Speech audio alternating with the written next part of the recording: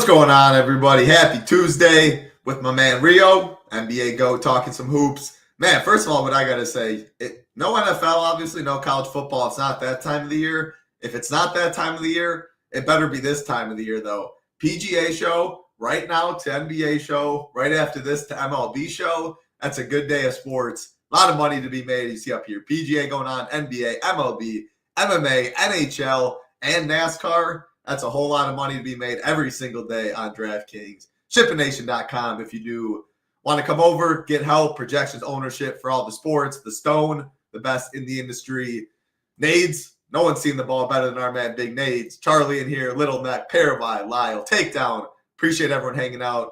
Rio, March. What am I talking about? March. April 1st, still playing NBA DFS. Still money to be made. Prizes obviously did shrink, but hey, you still made $15K a couple nights ago. How you doing today? Yeah, doing good. Shout out to Nades. Was sweating out the games with him last night. That was a lot of fun. Nobody's hotter than Nades right now on MLB. Just posted all his thoughts in the Discord. It's another big reason why you want to be in the Discord outside of the live shows. A lot of people, not just the admin people, but like a lot of members too, posting their thoughts. Like our guy Little Neck, I know he'll be locked in once we get to playoffs. He'll be posting his stuff in there, I'm sure. But yeah. Money to be made, basketball still going on. This is actually a pretty good slate. I'll say I was talking to you before. I didn't know if I was going to play, but now I'm kind of tempted. I kind of overlooked all the spreads, but it's pretty much every single game projected to be close tonight outside of the Knicks and Philly. I think every spread is below 5, I believe, 5.5 maybe. Yeah, so it's a pretty solid slate from that perspective. Shouldn't be too many blowout scenarios, but there are some injury stuff to talk through with we just got like pretty much everybody on the Bulls just got ruled questionable, so there's going to be some weird stuff going on there. And then also waiting on the Karl Anthony Towns injury news. He got downgraded throughout the day. But yeah, the slate does look pretty solid tonight, I will say, so I might end up playing. We'll see. Yeah, I'm debating about tournaments. I'll definitely be in the cash streets. You can always find that NBA cash report. Can still find core report from BJ Ham. Rio, like usual. What I love about this slate, DraftKings, 6 games. There's 7 overall, but look at that. 30 minutes later than normal, 7:30 Eastern. Last one, 8 p.m. Eastern. All 7 of these games, 6 of these games.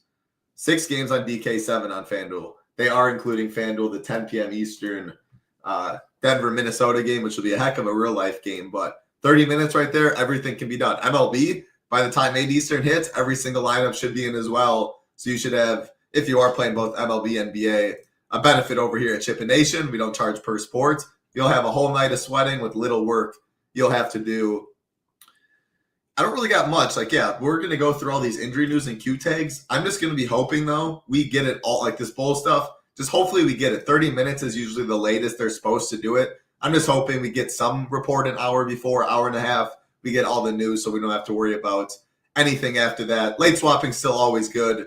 If you do have SaberSim, again, we are screen sharing SaberSim, as you can see right here. And now, no better time. Pull up the best deal we have offering. MLB 50, usually $99 for all of our content with the core package of SaberSim. Use that promo code MLB 50. Gets you $50 off your first month, all the way down to $49. As you can see right here, the core gets you can build 250 teams. You see 150. Also gets you the late swap feature, which is really big. Starter. If you want to play if you play other sports, you want another projection and ownership outlet, you do get that in the starter package. You get SaberSim's projections, ownership, as well as contest flashback. But again, MLB 50 is the best promo going on. I say we go right to it, Rio. Go game by game. The first game of the night. Milwaukee Bucks taking on the Phoenix Suns. Bucks 5.5-point favorites. Bucks side, no 224 total in this one. Bucks side, no Damian Lillard. AJ Green is questionable. Going over to the Suns side, KD is out. Obviously rolled his ankle. Bradley Beal questionable, but he did go through shoot around. All right, I need your take. We don't talk really betting too much on this show. If you had a lean, or do you have a lean, what would you do in this game? I would probably take the Bucks. All right, I can't bet it then. Buddy at the gym, the ultimate fade god, was hammering the Bucks. So I just had to ask it non-biased as possible and see if you were going to say Suns. But all right, you don't need to even say why. Take it for DFS. Yeah, I mean, it's honestly just so tough betting on either of these teams right now because they're like they're so bad. So it's kind of I don't like I feel like the spread is like it is what it should be with no KD, with how bad the Suns are playing, but also you can't really have a ton of confidence in Milwaukee because they just got blown out by the Hawks. It was 6.5. Yeah, it dropped last night when it opened, I believe. Now it's 5.5. So even money on the Suns without KD. And these guys did play last week, if it's worth mentioning. Great game. I was actually there. Booker game winner. But yeah, KD was a big factor in that one, and they'll be without him today. Yeah, going to be out for a week. It sounds like possibly longer, but it sounds like he'll probably push to get back, just kind of like go down with a sinking ship. Because, I mean, there's a chance that we saw KD's last minutes in a Suns uniform. Because there's pretty much no guarantee that he's coming back next season. I think they're going to try to trade him, but he's going to try to make it back. I mean, this team, they have like a really tough schedule, so they're probably done. I don't think they're going to make the playoffs or the play-in. And then the Bucks coming off of 3 straight losses, or Bucks are losers of 4 straight. Suns are losers of 3 straight, and they both these teams kind of play similar styles of defense. Pick and roll guards are kind of where you want to attack both teams. Bucks are bottom 9 in pick and roll defense. Phoenix is bottom 7, and these are 2 of the worst transition defense in the league from a points per possession perspective. So there should be some points scored. I'm kind of surprised to see the total is kind of low in comparison to some of these other ones, but I think that there's a chance this game does shoot out a little bit. Sunside, there's kind of only 2 guys that I'm really considering tonight, unless we get some weird starting lineup, like which could definitely happen. I think that earlier this season they were kind of replacing KD with Bol. I would say like they kind of similar in the sense that they're both like offensive heavy wings that are really tall. So it's kind of an easy swap. Obviously, KD is the best scorer ever, so it's not like a 1-for-1, but Bol does kind of match up with KD stylistically. So they might start Bol. I think that it's like the most likely thing is probably it's going to be Royce O'Neal, just because they're trying to win games still, and I think that Royce gives them a better chance to win. But on the off chance that it is Bol, like you just got to lock him, I think, because every game that he started, he's playing like 25 minutes, and he's just such a good per minute scorer. But I do think that's going to be Royce tonight, and then so those are really the only 2 that I'm considering. I think Royce is a pretty good value. He's right around 1 fantasy point per minute with KD off the court this season. Matchup is pretty good for him. Catch and shoot guys can beat the Bucks, and that's kind of what Royce does well. So he'd be a pretty solid value if he's starting. He's averaging just under 30 minutes per game as a starter, so the minutes will definitely be fairly secure if he is starting. And then obviously Booker, you got to talk about him. He's 9.7K, expensive. He does see an increased usage rate with KD off the court, just a plus 2.5%. But from a point per minute perspective, he's not very good in those non-KD minutes, just 1.12 fantasy points per minute, which is really, really poor for somebody that's priced almost 10K. So I don't know. I kind of want to be underweight on Booker just because he hasn't really shown much of a ceiling at all this season. Like it's been really tough to find those GPP worthy scores from Devin Booker. And now he's priced up to almost 10K. So I'm kind of on the underweight side there. And also like another thing that kind of goes against him is adding Bradley Beal back into the mix. He's a really high usage guy that will take away possessions from Booker. So I'm kind of on the underweight Booker tonight. And I'm not really considering like Richards or Gillespie or Ryan Dunn is like okay at 4.3K, but I don't think he's great. So yeah, I don't really love the Phoenix side. I don't love Milwaukee either in particular. I think their matchup is a little bit better just with how bad the Suns have been defensively. Giannis obviously in a good spot here with just the Suns not really having the best rim protection down low with Nick Richards out there. And he's been really efficient shooting the ball over the last like 4 or 5 games, but hasn't really paid off his salary much. Like over the last 6 games, he's only paid it off once, and I'm just counting it like 5x his salary. He's only gone over 60 points once over the last 5 games. And I mean, there's a chance that he's like still dealing with the injuries, so maybe that's there's a reason like why he's not playing as great. But also you're kind of like sharing the core with a couple high usage guys like Kuzma and Kevin Porter Jr. to kind of take away some of the upside a little bit. Yeah, I don't know. I kind of want to be underweight Giannis as well. Like I don't love it just because he's priced way up there. We're going to need 60 plus from him. But yeah, I don't know. I'm a little indifferent on Giannis tonight. I think I kind of want to go down in this game if I were to play anybody in Milwaukee. I think Kuzma is okay, 6.5K. He's put up a couple of decent games, 35.5 and 31.25 DK points in his last 2. Very unlikely to break a slate, but he's viable. I think Brook Lopez is interesting again at 6.2K. Never going to get ownership. Matchup's pretty good for him. They'll definitely leave him open as the teams will kind of try to clamp down on Giannis a lot more. Definitely lead to a lot of open looks for Brook Lopez. And then all the guards, KPJ, Gary Trent Jr., and Ryan Rollins are all in good spots here, especially KPJ and Rollins. They're going to continue to start Rollins. I think KPJ is definitely the better fantasy option. And he showed it last game, put up, 40-something fantasy points in a handful of minutes, 23 minutes, 43 fantasy points. So that's kind of the reason why you play him. But then you will get those games mixed in where he scores 6 or 10 in 14 minutes.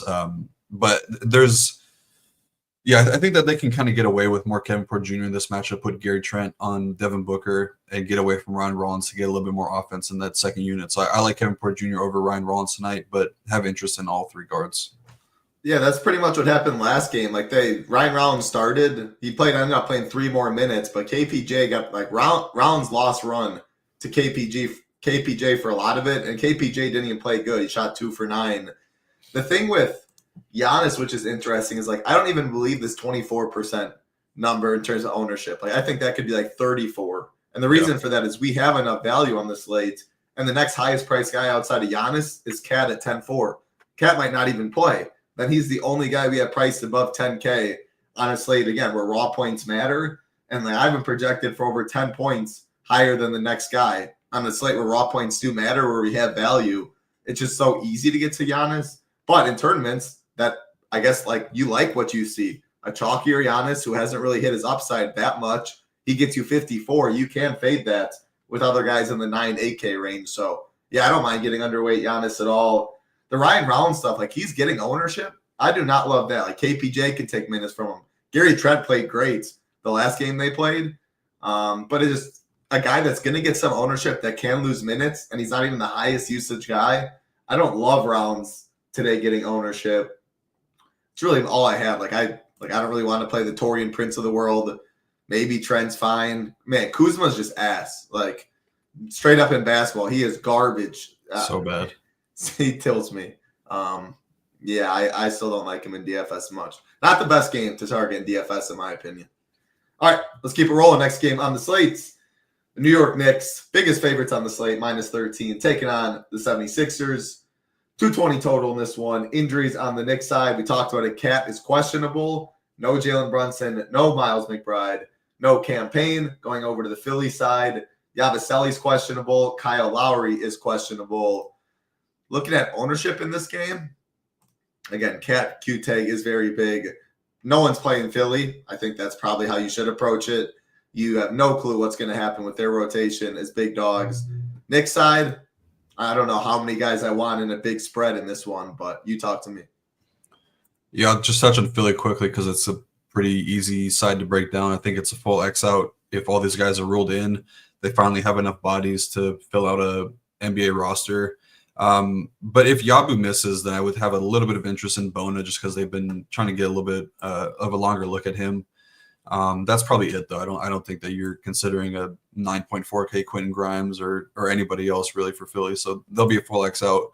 The Knicks side definitely a lot more interesting. Matchup wise, it's great. Philly's been terrible all season long, but especially in the second half of the season, missing all their guys. The rim defense has been really bad. So it'd be a good spot for these Knicks guys. And then if Cat misses, then it gets a lot better.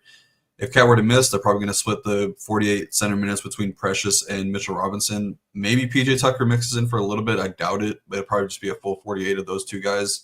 I would assume Mitchell Robinson starts, and I would expect a near 50-50 split between the two just because Mitchell Robinson not really ready for a full starting role right now, I don't think, just health-wise. But both those guys, I think you could play both of them in lineups together at 3.3K, 3.2K. You're getting 6,500 for a starting center that's getting 48 minutes. I think that's pretty good. And then obviously Josh Hart, OG, and Bridges would see a pretty big usage rate increase. Don't really have a large enough sample to go off of, but it is OG that does see the biggest jump in point per minute production, 1.21 versus Bridges at 1.11. And those are the two guys that will see the highest bump in usage. I do prefer OG just because he's been playing so good lately, averaging 40.5 DK points per game without Brunson this season. Those numbers will get a lot better, I would imagine, if Karl-Anthony Towns were to miss. And then Josh Hart, I think he'd be interesting. I do think that the rebounding upside could get hurt a little bit if Mitchell Robinson is in the starting lineup just because he's such a good rebounder. But like usage and assists and all that stuff should definitely skyrocket for Josh Hart. And this is a great matchup. All the things that you want to see when you're looking to fire up Josh Hart, a weak transition defense, weak rim defense. So definitely had interest in him. And then Delon Wright, 4.4K. Tibbs definitely trusts him, played 35 and 30 minutes in each of his last 2 games as a starter. There are options in that same range that I think can be used as pivots, but he's solid just from like a minutes floor standpoint. He's going to play 30. And the Cat, if he's in, like, he's a great option. Just the Sixers rim defense is non-existent, and if he plays, he's going to be full. Like, they're not going to manage him as much. Ryan Rollins, CP3, DeLon Wright. Any strong leans? I'd probably go DeLon, Rollins, then CP3. I can't even like begin to wrap my head around that people are still playing CP3 at this point in the season. Jacoby Walter, Royce O'Neal, obviously different positions, but also in that same price range. Any thoughts on them versus like the Rollins and the DeLon Wrights? I probably would like Jacoby and Royce better, assuming Royce is starting. Yep. Nice. I like it. Yeah, I mean, the Phillies got to be the easiest X out of all time. Nick's side, is there any Cats out, let's assume? Would you be fine with 3? Would you be fine with OG, Bridges, DeLon Wright? Or does that feel a little too much? That'd probably be okay. Because like they're not going to pull the plug early in the game. Like they'll probably run out their starters. We've seen it a lot of times with Tibbs. They'll be up by 20, 25 with 6 minutes left, and those guys will play until there's like 2 minutes left on the clock. So yeah, you're probably getting full run from these guys regardless. Yeah, I think I'd be fine with those 3 too. Like they don't completely break the bank. DeLon's 4-4. I think I'd be fine with 3. All right, let's keep it rolling. Next game on the slate, definitely a solid one to target. Atlanta Hawks taking on the Portland Trailblazers. 5.5-point favorites are the Hawks. Tied for the biggest total on the slate at 238. Injuries in this one. Big Q take. Anthony Simons questionable. We will get that news obviously before lock.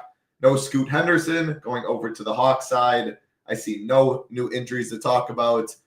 All I'm going to say is, man, Ricochet kind of has proved me wrong, proved you wrong a little bit. Dude's out here hooping right now. Now, how much does that mean in March DFS? March basketball, I should say. I don't know. I've been a little impressed with some of the stuff I saw. If you want to start with him and then take over this game, there's a lot of guys you could talk about. And again, that Simons Q tag I think is massive. Yeah, he played really well that last game. I watched like the highlights. It was very impressive. It was a lot of like backdoor cuts, getting to the basket with ease, and then a lot of catch and shoot stuff. It was like a very Klay Thompson like game where he only took, I think somebody said like he took 9 dribbles or something like that. So he didn't like, I don't know. It was a good game, but I'm not sold on him because I don't think that he does, like he can't really do much outside of like the catch and shoot and backdoor stuff, which is a skill. But I mean, as a number 1 overall pick, I feel like I would expect a little bit more. But yeah, this is definitely the best game on the slate to target, I would imagine, especially if Simons were to miss. You're going to get some really good usage on some of these guys in the starting lineup, and then even some really good value on the Blazers side. Atlanta is the 7th fastest paced team in the league in the second half of the season. Portland's been playing pretty solid defense, but I do think that is kind of a little bit smoke and mirrors. I think this will be a game that we'll definitely want to attack. I kind of hope that Simons is in, because he's getting a lot of ownership, and I think that's like the best fade on the slate. I mean, I'm seeing like nearly 50%. We only have him 25. I feel like Saber probably has for a little bit more. I think it'll land somewhere in like the 35% range. But I mean, that's just such a good fade. I mean, this guy hasn't done much to even be worthy of this price tag or worthy of that much ownership. He hasn't put up a solid fantasy score in 7 straight games, and he's going to get guarded by Dyson Daniels, which I don't really care too much about, but that will leave Shaedon Sharpe with a much weaker defender, probably one of like Vid Krejci or maybe even Trae Young will be on Shaedon Sharpe. And I just think that that's just he's such a better play. Pretty much, I mean, even if Simons were to be in and healthy, I think that Sharpe is just the better option. So definitely we'll be siding with him and hoping that Simons is in. But if Simons is out, then like Sharpe can only get better. He's going to get a ton of more usage, and the point per minute stuff will definitely increase as well. But then I think Denny, like 8.1K for Denny is expensive, but he's been playing really good in the second half of the season, averaging 40 DK points per game, and it's a great matchup just with not a ton of great wing defenders on the Hawks. I would say Ricochet is pretty solid, but still young and still hasn't grown into his body yet. Denny definitely has a strength advantage there, and he's been doing a really good job getting to the basket. So I think Denny is a very solid option. And then Kamara and Klingon are two kind of lower owned ways to get exposure to this game, which I think that will definitely want to get a lot of exposure to him.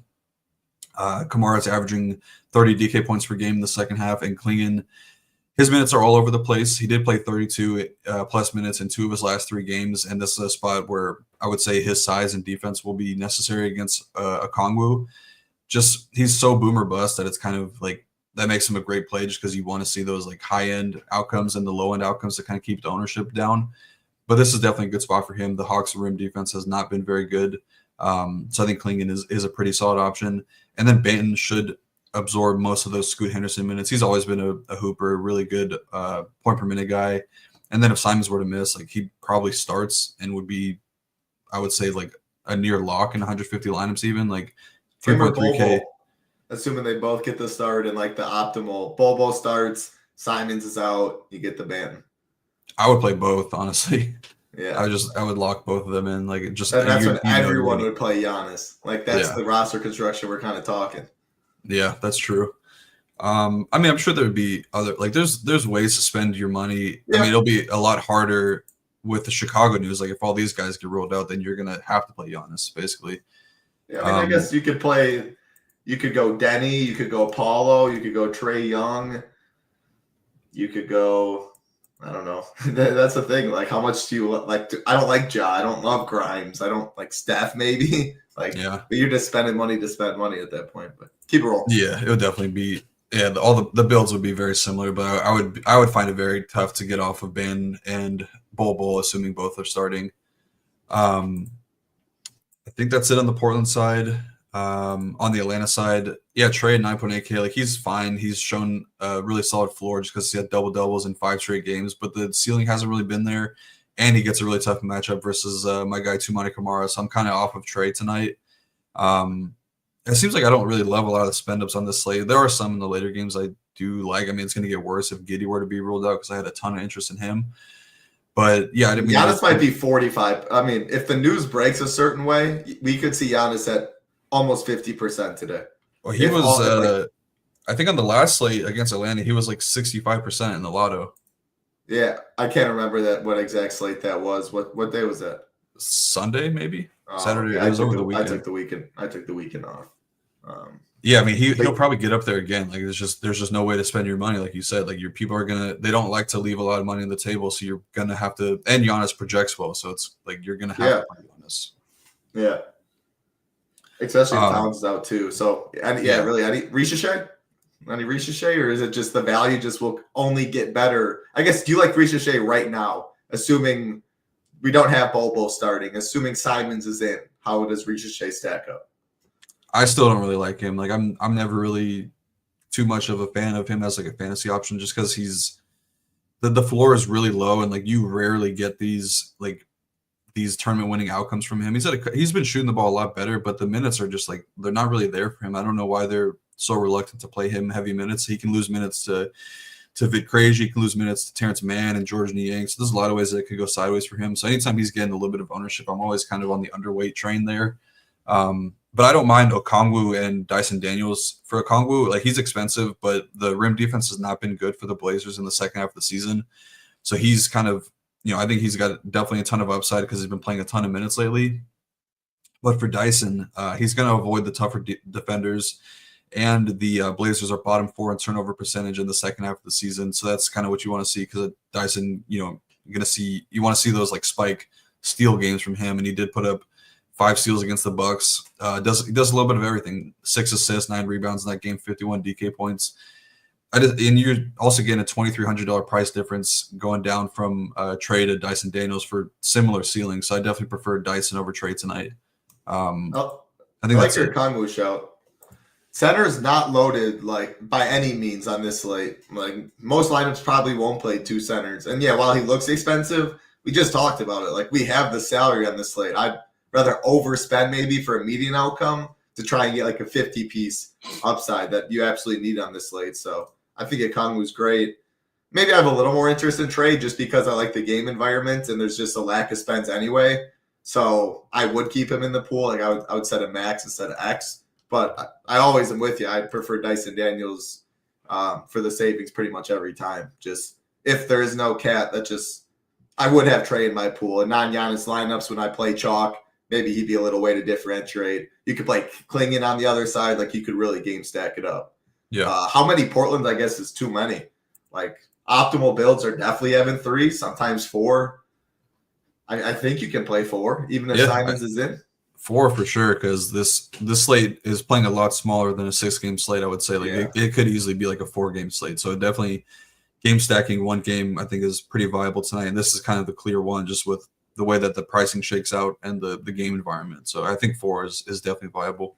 Yeah, I mean, we're going to get to, like, we didn't love the first game, but there were some pieces. Philly was pretty much an X out. We like the Knicks, but we're going to get to some of these games late. It's not really appealing.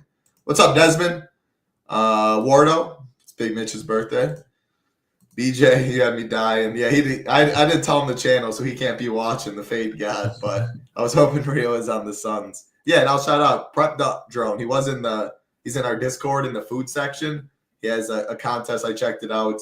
His food looks awesome. So if you want to help out our man Jerome, try and take first place, go to the food channel in Discord and give. I didn't even know that we had a food channel. No? Yeah. I don't know if I have it. Big Nades likes posting in there. All right. Let's keep it rolling. Next game on the slate. Memphis Grizzlies taking on the Golden State Warriors. Warriors 4-point favorites. 238 total, which is tied for the biggest on the slate. Jonathan Kuminga is questionable in this one. No injuries on the Memphis side.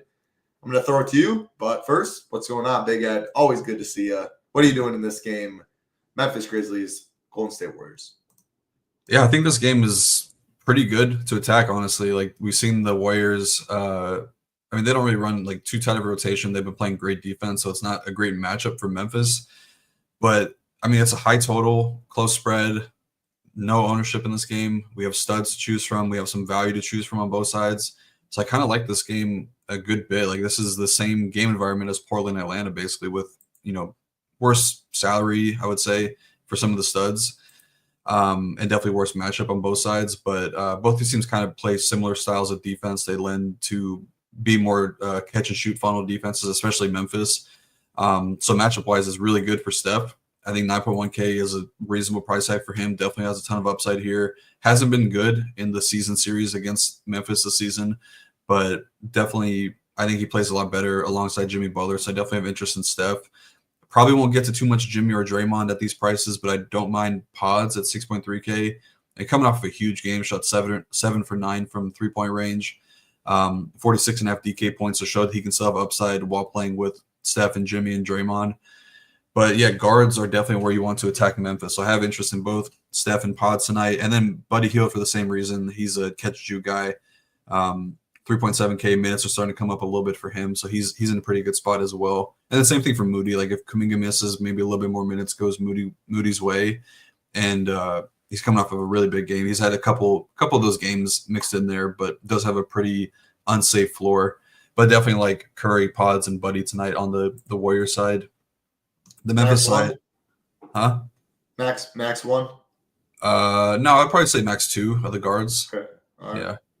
I don't want to restrict it too much. I do think that there are scenarios where Steph and Pods can both get there at these prices, just with how good the game environment is. Memphis side, pretty straightforward. It's pretty much the studs up top, Ja, Bane, and Jaren Jackson. I'm always max 2 of those guys, but I do have interest in all 3 of them, just because they need to get a win. Like, they need to at least play a good game. They got kind of beat down in a pretty bad way against the Lakers. I know the game was closer, but they didn't look very good on defense. And then obviously the blowout against Boston. Boston's one of the best teams in the league, so it's not something to be too mad about, but definitely would be a big morale booster after firing the coach. No Jaylen Brown in that game. That second half was pretty bad. I mean, yeah, it looked like it was going to be a close game, and the spread was pretty close, high scoring, and then they just got beat down in the second half. It's honestly so hard to hang around with Boston when they're shooting, though. It's like it's unfair. Hey, I thought that was me for a second. I know, I was laughing when I saw that too. But yeah, so I have interest in all 3 of Ja, Bane, and Jaren. I think Jaren's been like the most consistent just player for Memphis this season, but Bane, I would say, has the best matchup. But yeah, I definitely want to get into this game. These guys have no ownership, but there's really nothing to say about the matchup. It's tough, but it's just a good game environment to attack, and these guys are coming with no ownership. So I definitely want to get to Bane, Ja, and Jaren Jackson. I think they work a little bit better in game stack environments. So if you go with like Bane and Santi, or one of those guys in Santi and like Steph and Pods or something like that, I think that'd be a pretty decent way to start a lineup, or just kind of get access to a game with a high game total and low ownership. But Santi, I definitely think is the best points per dollar play on Memphis, coming off of 36 minutes last night. Took 18 shots. Off-ball shooters are definitely where you want to attack the Warriors, so it's a pretty good spot for Santi with the price coming back down to earth. 5.5K is a good price for him. Sounds like, it's probably like your most overweight game, or at least looking at projected ownership to the interest you have on both sides and individual pieces. Looks like a good game to maybe add to some in your lineups, differentiate the chalk pieces. Obviously in NBA, you have to eat chalk. There's no way. Baseball, if you don't have one person in double-digit ownership and you see that is the winner, not a crazy lineup by any means, a lot of times in the flagship. Basketball, you just will never see that. So mixing in a low-owned Steph, Jaren Jackson, Bane, Ja, even Santi's not getting much, like Pods, that's the way to get different. You have a big night from one of them, get to the top. So, yeah, I like your low-owned game, and it is the same total as the game we talked about previously for a lot less ownership. So I like it. 2 games left. Sorry, I just want to like touch on a little bit more. It's just crazy to see how low the projected ownership is in this game on such a small slate. Like I don't know. That just feels like a really good spot to attack. Even if it doesn't work out, like that's such a good, I don't know, just like game theory wise, I don't see how you don't get into this game. Yeah, no, it makes a lot of sense to me. Again, close spread 4, great total, 238, low owned pieces, makes a lot of sense.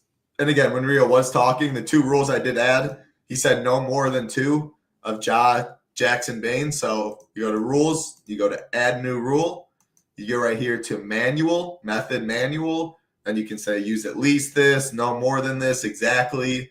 If you use Steph, then use at least 1 of Bane, whatever you want to do. So much you can do in Saber Sim, add rules, make your path and what you want to do a lot more narrow. And again, we are screen sharing. Saber Sim, the best optimizer out there. No better time to just check out the core package. 150 lineups gets you late swap. The reason for that, we have a promo code going, MLB50. All of our content with the core package, usually $99, takes you down to $49, gets you 50 off. Shout out to MLB and shout out to our man, Big Nades, absolutely crushing the MLB streets. And speaking of, MLB will be on right after this in about 30 minutes, and our man G Ryzen and Big Nades will be going live. So stay on the channel, check it out. PGA, NBA, MLB, back to back to back. You love to see it. Oh, yes, like button, subscribe button. Helps us out a ton. All right, Rio, 2 games left. Both games at 5 p.m. Eastern. Orlando Magic, 4-point favorites over the San Antonio Spurs. 216.5 total. Cole Anthony continues to be questionable for the Magic. Going over to the other side for the Spurs. No new injury news there. Sorting this game by ownership. I know Chris Paul is the highest, and you already mentioned you do not know why people are still playing Chris Paul this late. Is this just a full X out outside of Paulo Franz? We have way better value. Those are the spends if you want to get different. And I assume BJ and I talked yesterday. It's Paulo. It feels like he has the higher upside. I feel like we talked about that the past week too. So Paulo over Franz for me of picking. What are you doing in this game? Yeah, you pretty much broke it down. I think it's a pretty easy game to get away from, just low total. But the Orlando side, they are in a good spot, mainly Paulo and Franz, like you said. I would probably lean Franz tonight. I think that he's got the slightly better matchup. I think that Paulo probably going to see, I don't know if it's going to be Sochan in the first unit, but I think that they would probably put Sochan on him. I think that it's a better matchup than it would be for like Harrison Barnes against Paulo. And you could just toss Harrison Barnes on Wendell Carter Jr. because he's not beating anybody really. So I do lean slightly in favor of Franz tonight, but Paulo's been the much better just fantasy option. He's averaging 48 DK points per game since the All-Star break. Paulo is under 38, so definitely the price difference is warranted and definitely in favor of Paulo. But yeah, I think both those guys are in a good spot here. Just it's a perfect matchup for Orlando because they don't have anybody in their team that can shoot threes. The Spurs are one of the worst defensive units in the league in the second half of the season, ranking second worst, and they're dead last in rim defense. So it's matched up perfectly for Orlando tonight. So -4 is a lock. Yeah, it's a lock. All right. Thanks. Yeah, so it's just Paul and Franz. They're like Wendell Carter Jr. He doesn't win you tournaments. He's always getting a little bit of ownership just because he's a starting center that's playing minutes, but he is an awful fantasy option. So I'm not playing him. Already mentioned how I don't really like Chris Paul tonight. I don't really like anybody on the Spurs, but if you had to consider guys, it's probably going to be Sochan and Keldon Johnson. I mean, we like the rim defense for Orlando has been good, but they just gave up a million rebounds last night to Ivica Zubac. Like he had like 20 boards, so I'd say the bigs are in a better spot. So I guess Sochan, considered a center now, would be in a decent spot. And then Keldon just got some upside off the bench, but those are really the only two that I'm considering. Maybe some Sandro just because he's got really good upside and is an elite per minute producer when he gets minutes. And he's starting to get a little bit more minutes. Played 25 against Golden State. I believe that was a blowout, if I'm not mistaken. But yeah, it's a gross game environment. I don't really love anybody in this game in particular except for Paulo and Franz. I gotta try and find my picture of my man Sandro and Wara years back at the Bucks at the bar. Yeah, get Sandro 25, 30 minutes. I'll play Sandro for sure. And wasn't Sochan, didn't he start the year as point guard and now he's center?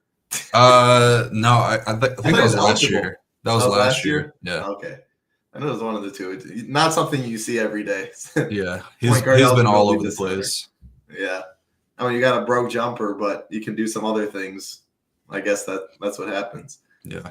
Yeah, I mean, that game's awful. I got really nothing to add. Paulo or Franz, you don't like CP3 chalk, which is good to know. X everyone else out on the Orlando side. Did you hear the rumor that KD might be going to San Antonio next season? I did not, but that would be pretty fun. KD, Wemby, De'Aaron Fox. I mean, yeah, talk about length. I feel like that. I don't know if they should make that trade, but personally, No? obviously, yeah, it's kind of like the shiny toy. Like you get Kevin Durant, and it's a big name, but does it really make their team that much better? I feel like there's a lost art in building like team chemistry and just building like a group, like kind of how the Celtics have done a little bit. I guess they haven't. Thunder too. Yeah, Thunder. Yeah, for sure. Like you see teams that are playing well that have really good chemistry. Yeah. It doesn't make like the Suns got so much worse when they traded away Mikal Bridges and Cam Johnson, DeAndre Ayton after going to the finals. So I don't know. I feel like they should just build around Fox, Castle, and Wemby, and then just try to add some pieces instead of trying to make these like overhaul roster changes. I'm 100% with you, especially the NBA, because like coaching has just becomes a lot more relevant than college because the guys, the grown men getting paid millions, like they don't need to listen as much. So it's almost like you need guys that want to play together and actually want to try. Because I mean, NBA is such a long season. Half these times you see LeBron playing defense or getting back on defense. If you got 8 guys that want to compete every night and you're just going to work harder, I mean, I think the magic why they've overachieved as the years go. They'll show up and play with Adoko with the Rockets. Like a team doesn't want to do it that night, this team will, and they'll just beat you just because they tried a little harder, which goes a long way in the NBA. Getting guys like KD, you just know not every game he's going to do that, and that can bring others down. So I totally am with you in team chemistry in the NBA, meaning a lot. It's not a surprise why OKC is the best team in the league. Like I don't think that they have the most talented roster, but they play the best because they have so much chemistry and they got guys that buy into the system. And it's also why playoff basketball is a whole different ball game. Like these guys, the KDs of the world, like that something switches. Obviously, I mean they're playing for all of it. They don't need to save it as much, but just everyone tries harder. And I mean it's ref differently. Like talk about, I'm so pumped. Love March Madness right into NBA playoffs. Like there's some really really fun competitive. Every possession matters, and that translates differently to DFS too. So while we won't be doing live shows for that, definitely why you should get over to SHIPIT Nation in the Discord. Rio always in there. You mentioned Parabuy. So many knowledgeable members.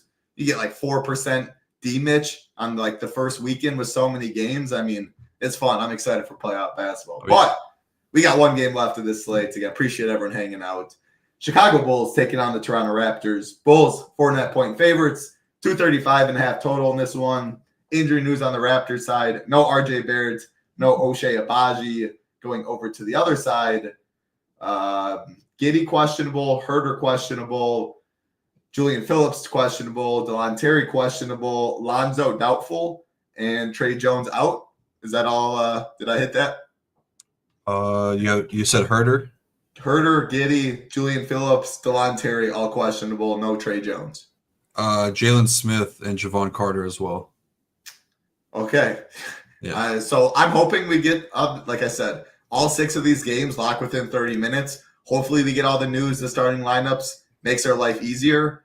I guess maybe I'll throw it to you. Do you not want it because it adds more edge? The problem is you only got a couple games of late swap, and it's not like we even you did like this Memphis Golden State, but the main game that people are going to play is Atlanta, Portland, and some early stuff. So I hope we get all the news. If we do, if we don't, is that going to change how you build? And break it down as best as you can. Yeah, for sure. I definitely agree. I think we want the news on this slate just because the lock window is so tight, and I think that a lot of the exposure will be going to that Portland Atlanta side. So I would prefer to have it before just so I can build some lineups that get different. Because I don't know. I don't know. That probably is going to take away some ownership on the Portland side, I would imagine. The Chicago is going to be like a spot you just can't avoid because you're taking away so many bodies. Like they'd have 1, 2, 3, 4, 5, 6, 7. So they had 7 guys. If all those guys got ruled out, and then I would assume that they're calling up these guys from the G League since it's a home game. But yeah, I mean that's only 9 bodies right there. So you'd have to get some of these guys, and you're taking away Giddey, who's a high usage guy, and then a couple like a backup center. So it's going to be a spot that you definitely want to be prepared for. I was not prepared for it because I didn't know this kind of came out of nowhere, like all these Q tags. But I will say the Toronto side, you can break that down quickly and then try to go through the Chicago side. With Quickly and Pirtle back, I think that kind of takes away the interest on Scotty Barnes. I thought that they would play it a little bit more straight up. Toronto's kind of locked in where they are right now in the lottery at the 7th seed. So I don't think they can really move up or down as much because they're 3 games ahead or behind of the Nets, I believe. I forget who, but they're pretty much locked in at the 7th seed. So you'd think that they play it more straight up, just to kind of get their guys normal minutes. But Scotty Barnes hasn't played more than 28 in 4 straight games. So his minutes are starting to come down a lot. And then you add in 2 usage guys like Quickly and Pirtle, who have been playing really good when they're playing alongside Scotty Barnes. So I'd probably prefer those guys. Just the matchup is a lot better for them as well. Chicago's bottom 2 in DVP versus point guards, and bottom 6 versus centers. So both those guys are in a pretty good spot here. And as Quickly has gone above 36 DK points in 4 straight games, and Pirtle has back-to-back 46 DK point outings. You're definitely asking for a lot because you need them to be very efficient while they're on the court, not playing a ton of minutes. Pirtle has played 26, 26, 28, 25, and then Quickly's been around like 27, 28 when he's playing. But yeah, matchup-wise, those guys are in a really good spot. But I do like Walter the best at 4.1K. They're playing him a lot of minutes right now. He's top 30 minutes in 3 straight games, game script proof. He'll play deep in the game if it's a blowout. He'll play if the game's close. So he's in a really good spot here. And that would be Max 1, Shed and Quickly, Max 1, Orlando Robinson, and Jakob Poeltl if you're considering those guys. And then Mobo, they're getting him minutes as well. He's been playing pretty well. Mid-20s minutes basically on a nightly basis, and top 27 DK points in 4 of his last 5.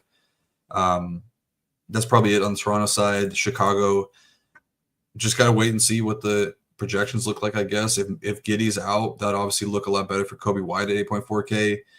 That's expensive, but he's going to have a really, really big role in his hands. I don't really know like what the true ceiling could be like for Giddey or for White because he doesn't play the same style that Giddey does. Like Giddey can get boards and assists really easily. I think that Kobe White kind of has to grind for those a lot more. He did put up a double-double 2 games ago with 11 rebounds, but kind of like more so in like the 5 to 6 range for rebounds. So it might be a little bit tougher to reach a ceiling game from Kobe White.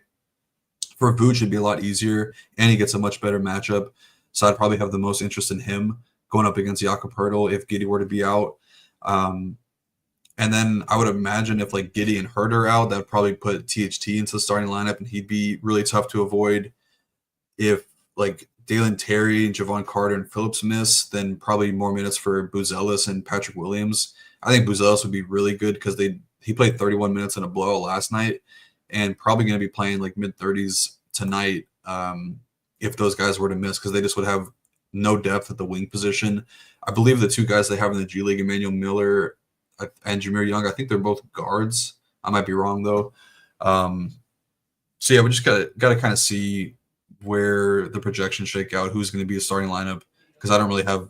Like, I would imagine that multiple of these guys are missing. You don't just rule out half your roster, or rule them questionable halfway through the day and then expect them to play.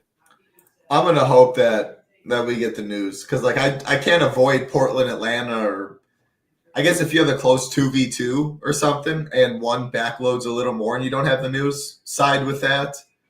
But man, like the thing is, like, if it's Jalen Smith, Herter, Phillips out, but like Giddey, Terry and them play, like you don't want, like, it wouldn't be as good for the Bulls guys as it would the Portland and some of the Atlanta stuff. But if Giddey's out, Terry's, like, I would love Bazell. The price tag only $5K is great. Even Patrick Williams, the three of these guys miss at $4K, playing a bunch of minutes. Like, I don't know. I guess it's 24 minute. What would that go up to? Like 27, 28? Like, I'd be fine with it at 4K. I guess I would be if Bobo was starting, if we got the Bantons of the world, it'd still prioritize them. THT is starting at 3K, though. Always love playing him there. So, I mean, it's impossible to talk about until we get the news. Really do hope we get it, and I'm expecting it. Obviously, first game, 7:30 Eastern. This one at 8. Hopefully we get it. Hopefully we get starters. Makes the slate really easy after that. Rio, any final thoughts? Baseball coming up in about 10 minutes with our man Nades and G Ryzen. Big boy baseball slate. Obviously, prize is always big. What a night. Baseball, basketball. Next thing you know, PGA, get to the weekend, MMA, NASCAR, NHL still going. A lot of stuff, a lot of money to be made. But final thoughts for this 6-game NBA slate. Yeah, not much. I think it's a decent slate. Definitely got to be around near lock to see what goes on with that Chicago game. But do have pretty decent prize pools for Showdown tonight, so we'll have content up there. Yeah, nothing really else to say. I think we covered it all. Yeah, so that's awesome. Rio just said, so 10 Eastern, again, on an island. We have the late game. Great late game, too. Nuggets, Minnesota. No one else in the industry does Showdown content. NBA Showdown. Right there, the slate plan, projections you can see right there. Awesome, awesome stuff from our man Rio. A lot of people in the Discord absolutely crush the Showdown. So, hey, if you want some more action tonight, definitely check it out. Awesome stuff, Rio. Again, stick around on the channel for MLB shortly. We're going to get on out of here, though. Have a great night. Be safe, everyone. For Rio, I'm Title Town. Peace.